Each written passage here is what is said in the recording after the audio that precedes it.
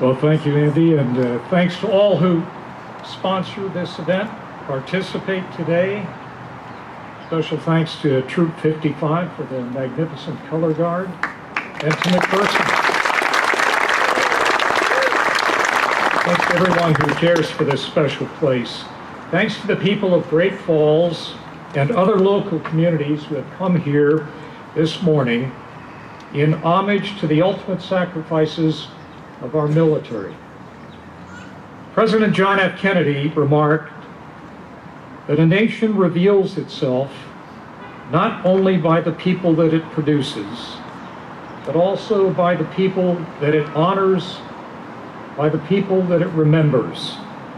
On this Memorial Day, people throughout the country gather together to honor and remember those men and women who gave their lives for our country in defense of our freedoms and our values.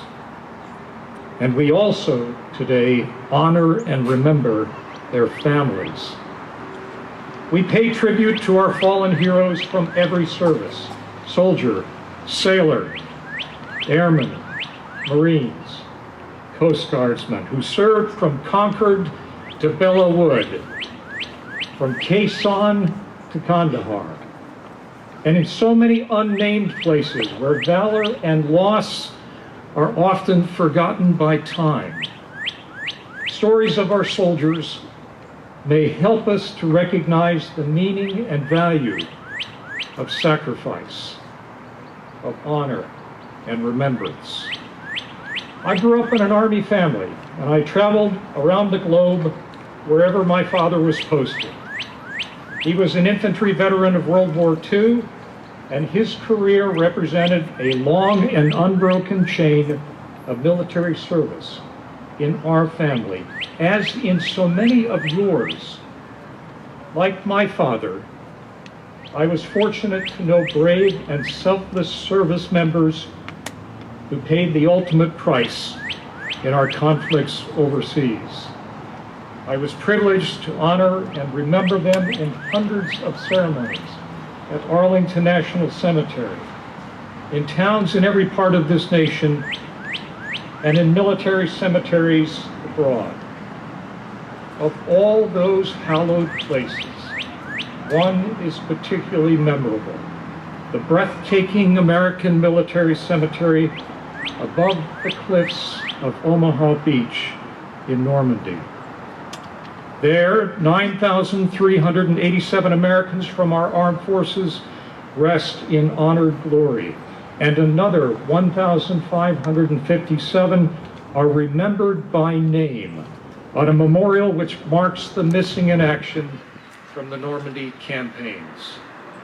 Every headstone tells a story of sacrifice and loss, courage and character. On his visit to Normandy in 2007, former Secretary of Defense Robert Gates remarked, "For those who were here, June the 6th unfolded as if it were a lifetime. Men who had only recently felt the warmth of their families now felt the frigid waters of the English Channel and the lonely sands of a war-torn, wind-swept beachhead. Men who had just a few months earlier been boys in the midst of adolescence suddenly found themselves traversing a warren of lethal obstacles on beaches named Omaha, Utah, Gold, Juneau, and Soar." Gates went on to tell us to honor and remember their sacrifice so that successive generations will know the enormous cost of freedom, so that our children and grandchildren will never forget the stories of those who fought here, so that the passage of time and the thinning of their ranks will never dim the glory of their deeds. The term brothers in arms is literal at Normandy there are 33 sets of brothers who fell in the D-Day battles and are interred at the cemetery, including 2 of the Nyland brothers, who are the inspiration for the movie Saving Private Ryan. Brigadier General Theodore Roosevelt III, eldest son of President Teddy Roosevelt, is also buried at Normandy. A veteran of the United States landings in North Africa, Roosevelt was the only general to land by sea with the first wave of troops on D-Day, and the only one whose son landed that first day as well. Upon his arrival at Utah Beach, Roosevelt was informed that the landing craft had drifted south of their objective, which put the first assault wave a mile off course. Walking with the aid of a cane and carrying a pistol, suffering from heart disease and arthritis, he sprang into action, personally making a reconnaissance of the area immediately to the rear of the beach to locate the causeways that were to be used for the advance inland. He opted to fight from where the soldiers had landed rather than move to their assigned positions. His famous words were, "We'll start the war from right here."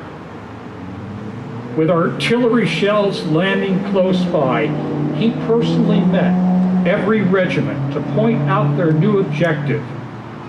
Cool, calm, and collected, Roosevelt inspired all with humor and confidence, reciting poetry and telling anecdotes of his father to steady the nerves of his men.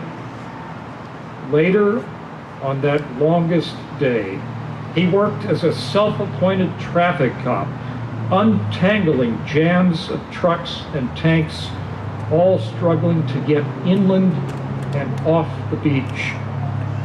One GI later reported that seeing the general walking around, apparently unaffected by the enemy fire, even when clods of earth fell down on him, gave him the courage to get on with the job, saying, "If the general is like that, it cannot be that bad." Roosevelt died just a few days later from a heart attack. Yet he had inspired and saved the lives of many of his troops on D-Day, earning a posthumous Medal of Honor. And now, at the American Cemetery at Normandy, General Roosevelt and his brother Quentin, a pilot shot down in World War I, are buried side by side. They are but 2 among the thousands interred there who reflect the words inscribed on the cemetery's chapel's unadorned walls. Think not only of their passing, remember the glory of their spirit. If you ever have a chance to go to that remarkable place, I encourage you to do so. Few battlefields speak to us so directly about the meaning of sacrifice, courage, and clearly defined values. Even today, as you look out across the relentless tide at Omaha Beach, from the magnificent garden of stone that is the American Military Cemetery, the story of our armed forces on the 6th of June, 1944, can bring you to your knees in remembrance, gratitude, and humility. Standing among the headstones at Normandy evoke memories of hardship and loss, but also the deep camaraderie and the shared trust of military life. Trust which underwrites so many of the stories of valor and sacrifice. 15 miles southeast from here, in Section 60 of Arlington National Cemetery, is the gravesite of Specialist Ross Andrew McGinnis. When Ross was killed 16 years ago in Iraq, I was privileged to assist his family at the funeral. I came to know his wonderful parents, learning from them of his great humility, his sense of humor, and his complete commitment to and trust in his comrades. On December the 4th, 2006, Ross's convoy of 6 Humvees left his forward operating base in Baghdad to patrol the streets and to find a place to put a large generator that would provide electricity for more than 100 homes. Shortly after they left their compound, they turned onto a major roadway and then onto a side street. It was lined on both sides with parked cars and 2-story buildings. As the convoy was stopped in that street, less than a mile from where they started, an insurgent standing on a nearby rooftop threw a grenade into the 6th and last Humvee. "Grenade!" yelled Ross, who was in the rear vehicle manning the .50 caliber machine gun. He tried to deflect the grenade, but it fell into the Humvee and it lodged between the 2 radios. Sergeant First Class Cedric Thomas, the platoon sergeant, immediately looked up at McGinnis. "Where?" Thomas yelled. "The grenade is in the truck," replied McGinnis, who was ready to jump out of the vehicle. Yet he did not. Captain Michael Baca, his company commander, said, "McGinnis turned and looked down and realized no one in the truck knew where the grenade was. So instead of jumping out to save his own life, as he was trained to do, Ross threw his back against the radio mount, smothering the explosive with his body. He was killed instantly. All 4 of his fellow soldiers survived. Ross McGinnis exemplified valor above and beyond the call of duty. It earned him the Medal of Honor and the eternal gratitude of his team. At Arlington National Cemetery, as in the cemetery at Normandy, the meaning of trust and selfless service is clear and compelling. Look in every direction from Ross McGinnis' headstone, as I did again yesterday morning, and you will find a story of courage, character, and commitment.